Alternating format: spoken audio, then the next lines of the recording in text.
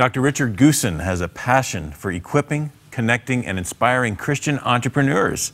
He's published extensively on entrepreneurship, having authored 5 books, edited 5 others, and written over 200 articles in various publications. Richard is a much sought-after expert because he's able to draw on not only his academic background, but also his broad, practical business, financial, and legal experience. He's the founder and director of ELO, the Entrepreneurial Leaders Organization, which holds conferences across Canada, and we'll let you know of some upcoming ones in a moment. But Richard, great to have you with me. Thanks. Great to be here. Now, you've been on with us before and sharing about entrepreneurs, but let me ask just a basic question. Like, how do you define an entrepreneur? Yeah, that's the million-dollar question, and it's one that I get asked a lot. Entrepreneurship is about innovation. So the key thing is, how do you innovate successfully and implement that innovation? Okay. Well, that's a nice, succinct way of putting it. Well, there's many definitions, and many are quite long, but I think the key thing is, an entrepreneur is not merely an inventor. An inventor might have an idea, but doesn't necessarily know how to capitalize on that idea. So an entrepreneur is the type of person who can innovate and then gather the resources to actually implement that innovation and actually do something that's of use in the marketplace. So entrepreneurs are typically defined by a really clear focus on the customer and the product. So often an entrepreneur, a classic example would be Steve Jobs, who's fanatical about the product and is driven by the passion for the product, but is not actually driven by the money. So it's not that Steve Jobs wanted to be a wealthy person, but rather it's that passion for the product, doing something new, different, unique.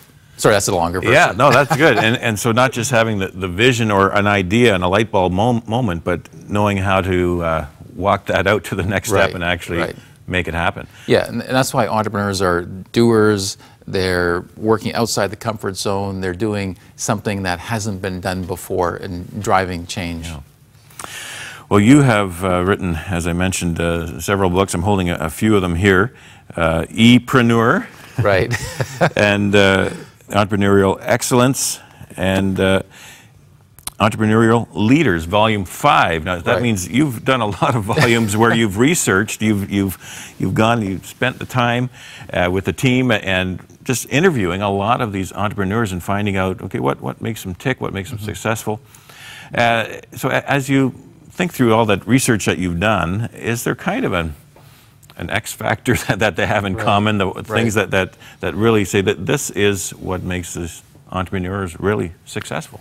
Right. Well, we've interviewed 250 entrepreneurs, Christian entrepreneurs, and done that over a 7-year period. And so what we found is there's some things that can be taught about entrepreneurship and other things that can't. So you can develop general knowledge, financial knowledge, even study other entrepreneurs, but that so-called X factor is really hard to quantify because sometimes it's a function of your particular background, sometimes it's an immigrant background that spurs people on, sometimes it's being in the right place at the right time, seeing an opportunity others don't. So the X factor is something that's really hard to teach because it's somebody seeing an opportunity that many others can't.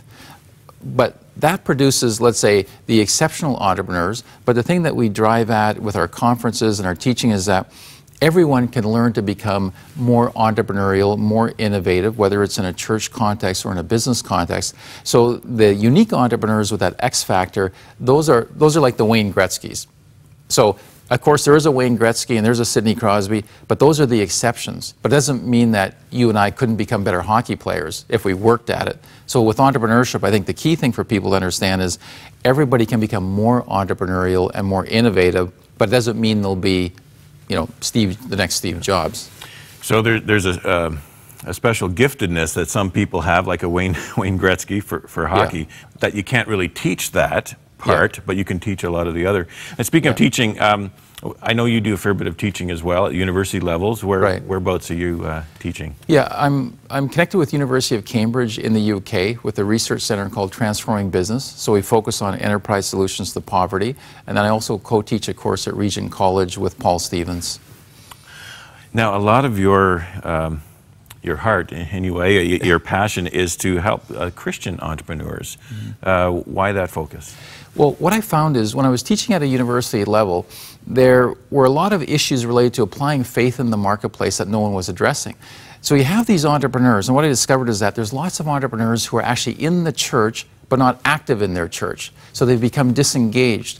And what I discovered was that a lot of entrepreneurs are not affirmed in their calling to the marketplace. So what happens is then they get involved in other non-church related activities. So my passion was really to equip, connect, and inspire Christian entrepreneurial leaders.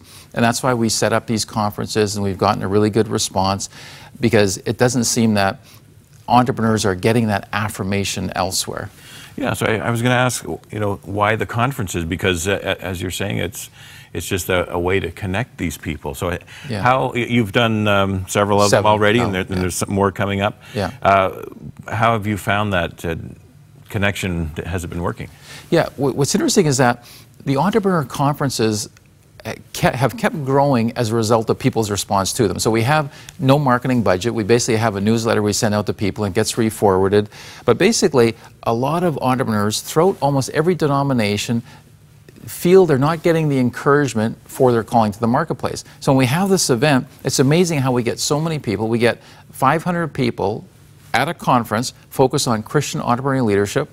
And we've had people coming from throughout Canada, North America, and overseas, and virtually everyone will say, I've never heard of a conference like this that's focused on Christian entrepreneurial leadership and how people can make a huge impact in the marketplace and in their churches and in their communities. Do you find that Christian entrepreneurs seem to have a sense of a higher calling to this wealth creation that they're gifted with?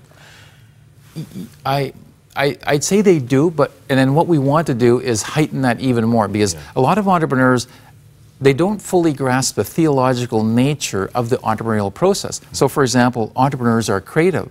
Well, who's the original creator? Where does creativity come from?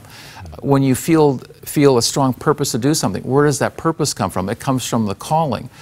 Where do you get meaning from? You don't find your meaning in work, you bring your meaning to work. So Christians have a broader life calling.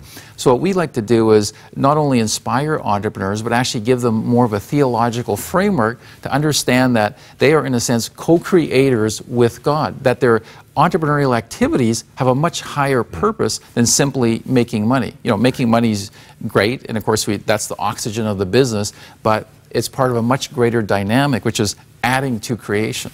Absolutely.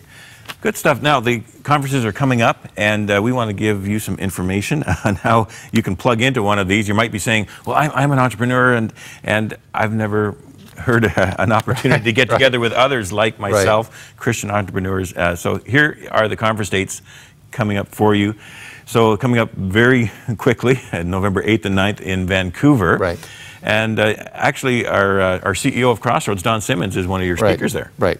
Needless to say, he'll be the top speaker. Oh, okay. And then November the 20th and the 22nd, Toronto and Calgary. Right. And so you'll be taking a lot of the content from that initial Vancouver one and showing it at the others. And it's all online as far as how you can find out about it and plug into it at eleaders.org. Right. Go online. So who should attend? Well, the type of people who should attend are not only entrepreneurs, but people who want to be more innovative, more creative, want to be leaders of positive change. So while we have a specific entrepreneurial focus, it's not limited to people who have been successful entrepreneurs. There'll be plenty of those types of people there, but it's really available to any business people, any people who are leaders who want to drive positive change. All right. Dr. Richard Goossen, great having you with us. Thanks a lot. And God bless you on these conferences and all that you're doing to inspire and equip these leaders. Yeah, thanks a lot for your support.